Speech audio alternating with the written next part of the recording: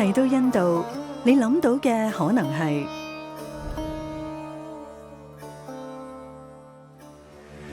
但而家嘅印度有更多嘅係。印度作為全球其中一個增長最快嘅主要經濟體，對環球經濟增長有好大嘅貢獻。當地嘅人均收入持續咁增加，令到印度搖身一變，成為咗全球商品同埋服務嘅重要消費者。與此同時，印度嘅適齡工作人口龐大，而且不斷增長，有助推動當地同埋全球經濟嘅產出。印度喺保存豐富文化傳統嘅同時，亦都積極咁喺世界舞台上面留低足跡，利用數碼化、科技同埋能源轉型，勾勒出新印度嘅發展道路。India's digitalization has come a long way in short amount of time, thanks largely to country's deep engineering pool and increased entrepreneurial spirit among young Indians. We can see how this is playing out, taking digital payments as an example. Current run rate of digital transactions has exceeded 100 billion in terms of volume and scaled to $2 trillion in value per year. It's estimated that annual digital payment transaction volume in India will be more than triple by 2027 from today's levels. Rising digitalization is great for innovation and productivity. It's democratizing access to credit for small businesses and the unorganized labor force, while creating new job opportunities for young Indians entering the workforce. Benefiting from this is the Indian economy as a whole and its equity market in particular. This new India is also being defined by country's startup and unicorn landscape. Unicorns are spread across sectors, though fintech, SaaS and e-commerce top the ecosystem.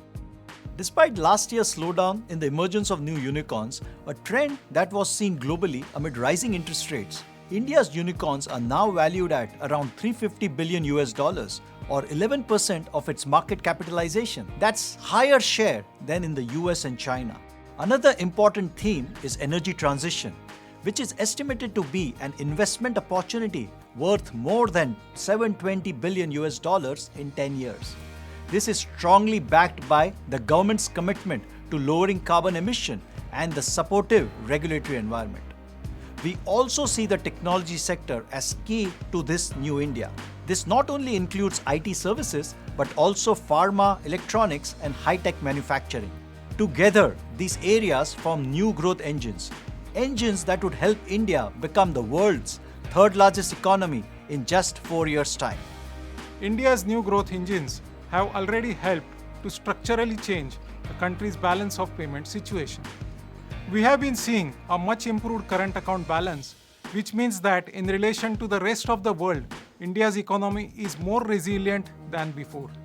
This resilience was observed during COVID, when accelerated digitization and greater demand for services led to an increase in India's services exports. This trend is also continuing in the post-COVID era, helped by India's competitive edge in IT services and growing area of other professional services offered to multinational corporations. The global economic downturn may have an impact, but services exports are still expected to trend above the pre-pandemic levels. Over the long term, energy transition and the resulting reduced reliance on conventional energy will further help the current account. This energy transition also translates into attractive opportunities for the bond market in the renewable energy sector. While India's power demand is projected to see an annual increase of 7% in the next 10 years, much of this demand will be met by renewable energy. These improved macrodynamics in turn benefit the rupee. A healthy amount of foreign exchange reserves, now at around $600 billion, means that the central bank is equipped to smooth out the volatility in the rupee. A stronger currency is beneficial for the outlook for India's domestic bonds, just like the relatively higher yields and cooler inflation. 隨住印度嘅投資機會不斷增加，匯豐投資管理將會同投資者一齊發掘當中嘅機遇。我哋擁有接近30年投資印度嘅經驗同埋專業知識，重視研究基本因素，結合獨到嘅本地觀點，從而物色吸引嘅股票同固定收益機遇。印度近年喺提高效率同埋增強全球競爭力方面大有進展。放眼未來，印度仲未被發掘嘅潛力將會繼續受到關注。